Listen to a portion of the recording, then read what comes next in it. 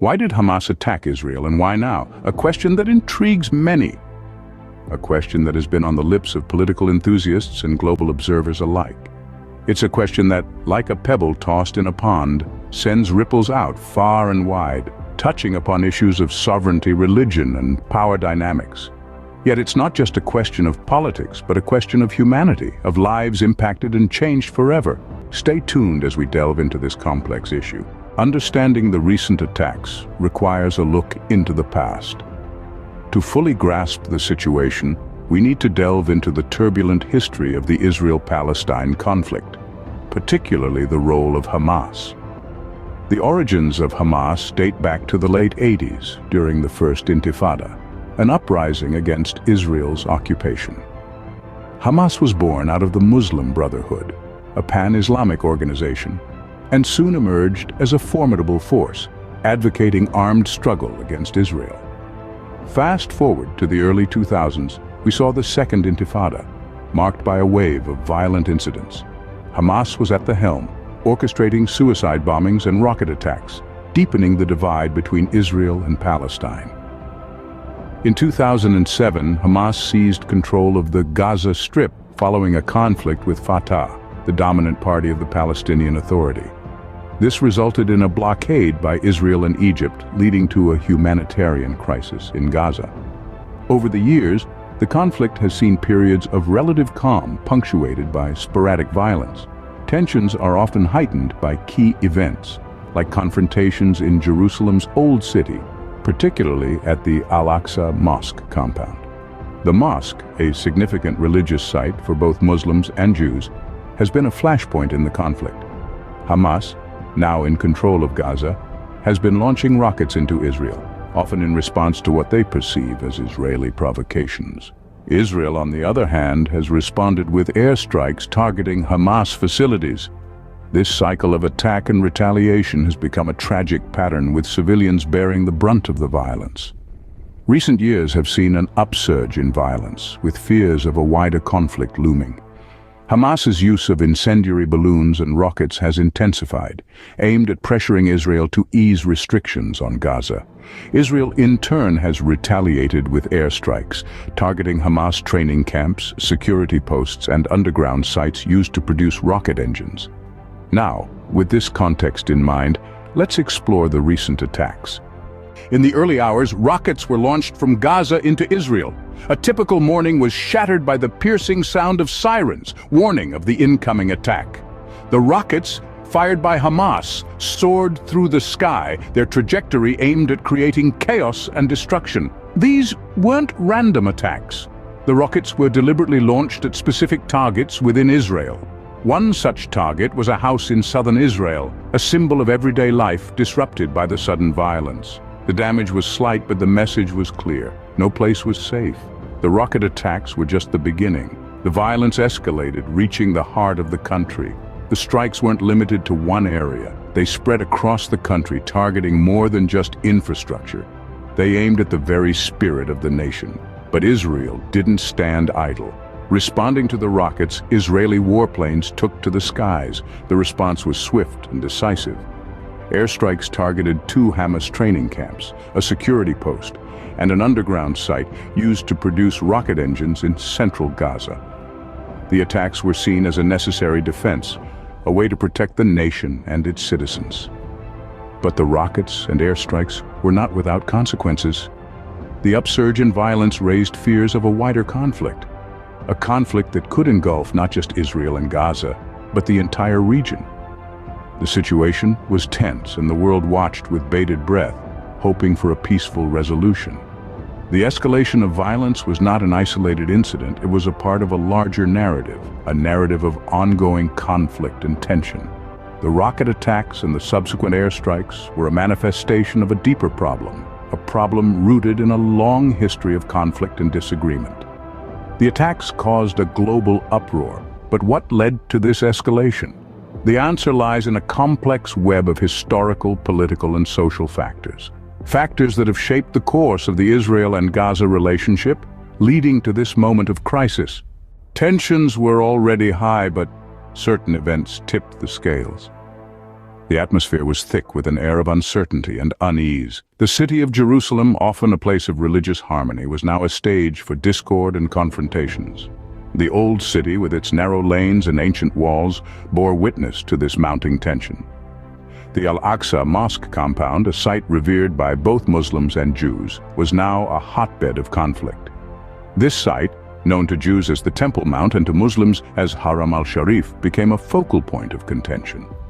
Palestinians want East Jerusalem as the capital of a future state, while Israel regards all of Jerusalem as its eternal capital. The deep-seated disagreement over this sacred space is not a new phenomenon, but recent confrontations exacerbated the situation. Adding fuel to the fire, quite literally, were the incendiary balloons. These were not your average party balloons. Instead, they were weapons of a different kind, designed to spark fires upon landing. Launched from the Palestinian enclave of Gaza, these balloons were aimed at pressuring Israel to ease restrictions. They floated ominously in the sky, their bright colors a stark contrast to the dark intentions behind them. They landed in southern Israel, causing brush fires and contributing to the escalating cross-border violence. These balloons were a provocative gesture, a symbol of the simmering anger and frustration. They were a response to the restrictions imposed on Gaza, a way of making their plight visible, and they were effective. The sight of these balloons drifting across the sky was a stark reminder of the tensions that were simmering just beneath the surface. In this volatile landscape, the confrontations in Jerusalem's old city and the launch of the incendiary balloons became a trigger. A trigger that ignited a conflict that had been simmering for years, a conflict that was now ready to erupt into a full-blown confrontation. With these events as the trigger, the conflict was ignited. The stage was set, the cast was ready, and the curtains were about to be pulled back on a new act in an old drama. The trigger had been pulled, setting off a chain reaction that would have far-reaching consequences. The attacks have ceased, but the impact is still being felt. In the wake of the conflict, the aftermath is a sight that bears the weight of the struggle. Buildings have been reduced to rubble, lives have been uprooted, and the echoes of the conflict still resonate in the hearts of those affected. The damage caused is not only physical, but deeply psychological. The infrastructure, once a symbol of civilization, now stands as a stark reminder of the violence. Homes, schools, and even media offices have been destroyed, leaving thousands displaced and countless more grappling with the loss of their daily life. The human toll is perhaps the most devastating consequence of these attacks. While the exact numbers remain murky, the true cost is measured in the lives disrupted and the futures uncertain.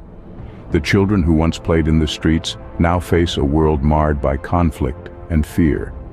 The international response has been a mix of condemnation and calls for restraint. Some nations have criticized the attacks, pointing to the disproportionate use of force and the impact on civilians. Others have called for a thorough investigation into the events, highlighting the need for accountability and justice.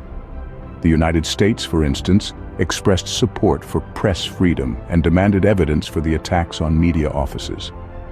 There have been swift responses from media advocacy groups and news organizations, demanding a detailed justification for the attack and raising concerns about press freedom. But amid the destruction and the diplomatic wrangling, there is a glimmer of hope. There are stories of resilience and courage, of communities coming together to rebuild and recover. There are tales of individuals rising above the chaos, lending a helping hand to their fellow citizens. The ceasefire may offer a temporary respite, but it is not a solution.